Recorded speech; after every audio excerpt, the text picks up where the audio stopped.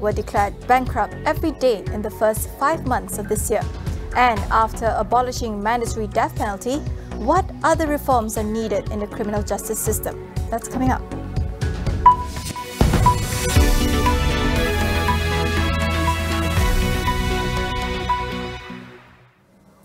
Efforts are being made to amend the Competition Act 2010 for Malaysia's competition laws to be more comprehensive and in line with international standards. Prime Minister Datuk Seri Ismail Sabri Yaakob said this would empower the Malaysia Competition Commission (MyCC) to investigate merger transactions which have the potential to monopolise the market.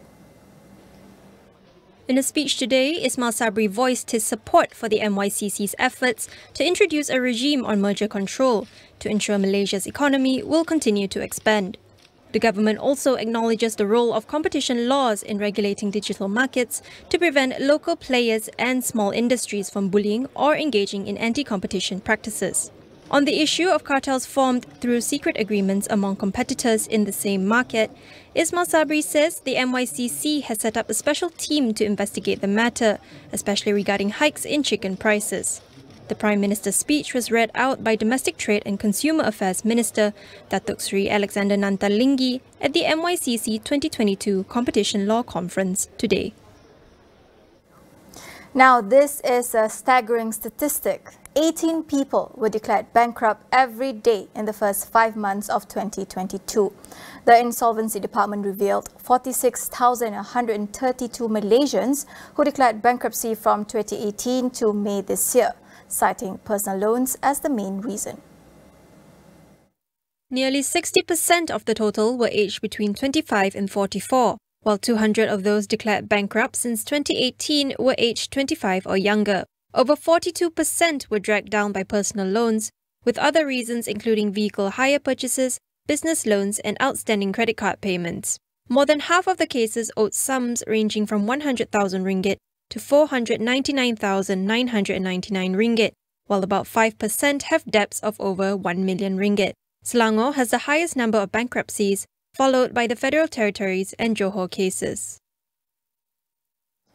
The newly launched Myansat 3D satellite would help Malaysia achieve its 100% internet coverage target before 2025.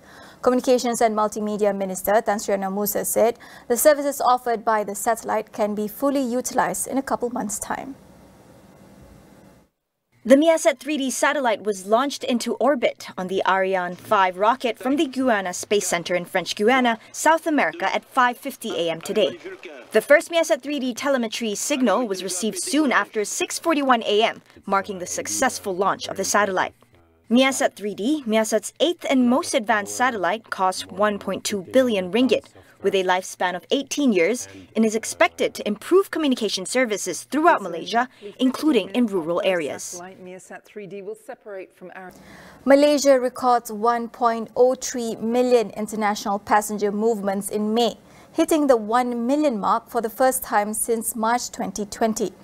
Malaysia Airports Holdings Berhad Managing Director Dato' Iskandar Mizal Mahmud said with the reopening of borders, the average monthly increase of international traffic exceeds 50%. International traffic receives further boost with an additional foreign carrier. Cambodian low-cost carrier Lame Airlines launched its inaugural weekly flight connecting Phnom Penh to Kuala Lumpur, while other airlines recently recommenced operations in Malaysia, including India's Indigo, Thai Smile Airways, Royal Brunei Airlines, Jin Air from Korea and Philippines Air Asia. A total of 43 foreign airlines now operates in the country. As for domestic travel, 3 million passenger movements were recorded for the first time since February 2020, 91% of pre-COVID levels. The government recently agreed to abolish the mandatory death penalty and have it replaced with other sentences at the court's discretion. This is seen as a step in the right direction, but what other criminal justice reforms should we look into? Human rights lawyer Samantha Chong shares her suggestions. I think first we need to establish the IPCNC Independent Police Complaint and Misconduct Commissions. It's been long overdue. With the trust restored in the police force, I think people can the criminal justice system can be strengthened. This is number one. Number two is drug policy reforms, because most of the cases we have in courts are non-violent minor drug offenders. So if we can divert these people from prison to treatment and rehabilitations, we can save a lot of resources, manpower from our criminal justice system. And the third one will be the prison reforms, because how many of us is actually will think that prison is a place to reform. Most of us will just think that it is a place to just lock up the problem. But the Malaysian prison departments is actually very, very, I would say, they are very motivated to carry out sentencing in communities. This is in line with the government's policy in 2030. I think this is something we need to follow up and we need to stress up. Having wasted an opportunity to decongest prisons at the height of the pandemic, will the problems of places of detention languish unresolved? Tonight on Consider This, we speak to our guests about the challenges of prison reform. We'll go for a quick break. Stay with us.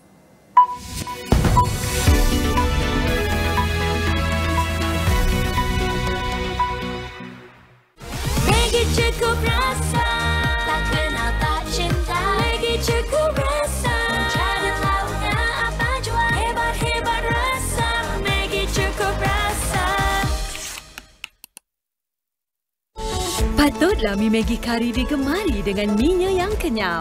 100% gandum asli Australia dari ladang yang dipantau kualiti. Dari generasi ke generasi, kenikmatan dijamin.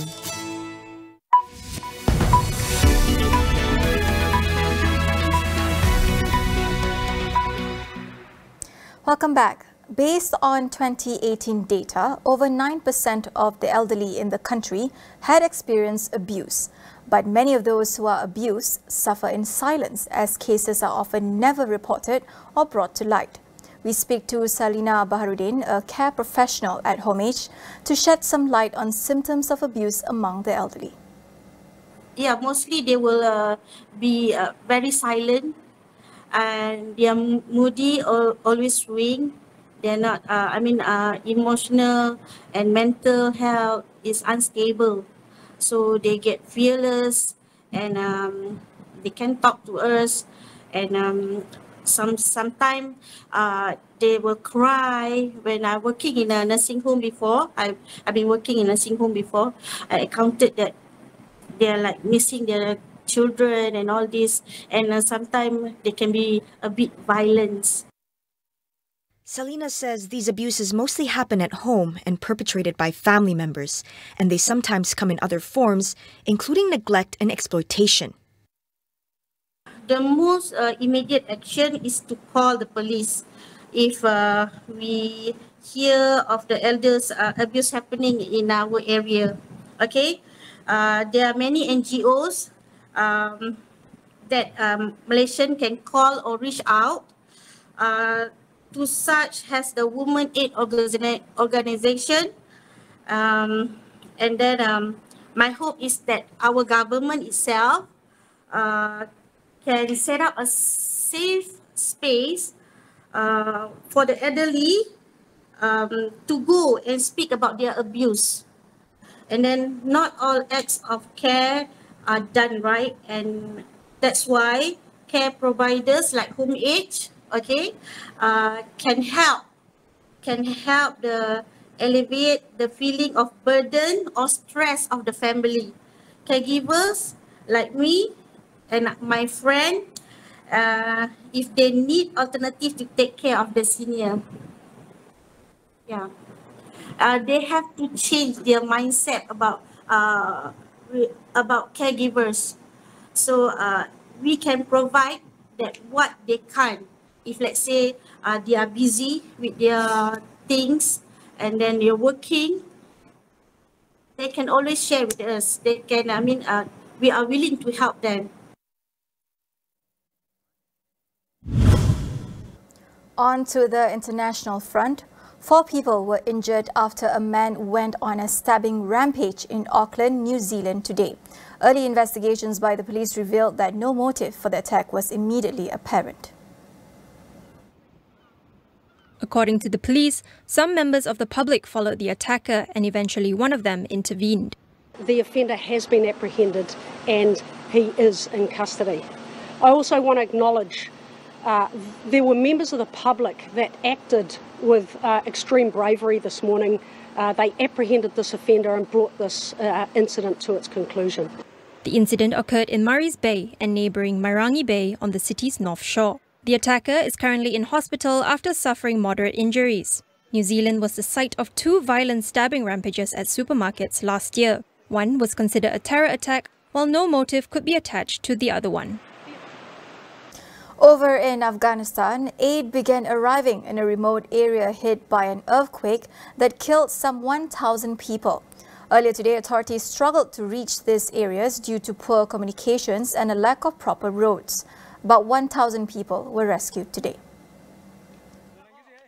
The magnitude 6.1 earthquake struck early yesterday about 160 kilometers southeast of Kabul in arid mountains with small settlements near the Pakistan border. Some 600 people were rescued from various affected areas last night. The earthquake killed around 1,000 people and injured 1,500, with more than 3,000 houses destroyed.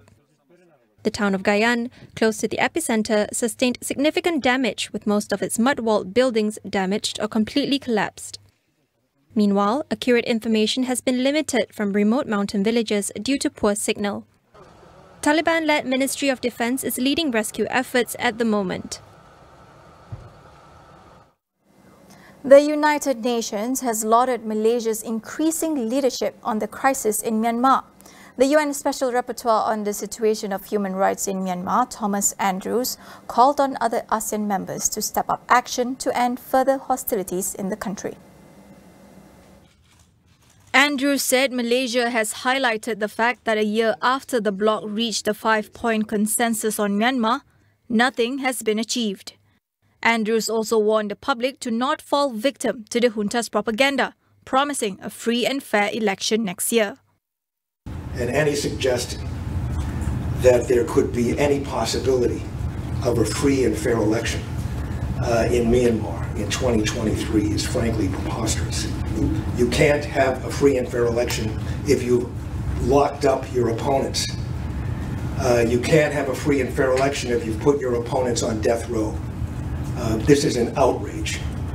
And any pretense or suggestion that a free and fair election is possible should be rejected firmly by ASEAN and everyone else. On the issue of Myanmar refugees, the solution, Andrews said, lies in the home country and not elsewhere. They are forced to come to Malaysia, unable to return due to the junta's human rights violations and war against the people of Myanmar. The Myanmar junta moved ousted leader Aung San Suu Kyi from house arrest to solitary confinement in prison. Junta spokesperson Zomintun said today that in line with criminal laws, Suu Kyi has been kept in solitary confinement in the capital Naypyidaw since yesterday. Since ousted in a coup last year, Suu Kyi had been under house arrest at an undisclosed location in Naypyidaw, accompanied by several domestic staff and her dog. She left those premises only to attend hearings for her trial in a junta court, where she could face prison sentence of more than 150 years. A court sentenced her to 11 years in prison so far. She was convicted of corruption, incitement against the military, breaching COVID rules, and breaking a telecommunications law. She denies all charges, while her lawyers have been banned from speaking to the media and journalists barred from her trial. That is all we have for you on AWANI tonight. I'm Farhana Sheikh. Thank you for watching.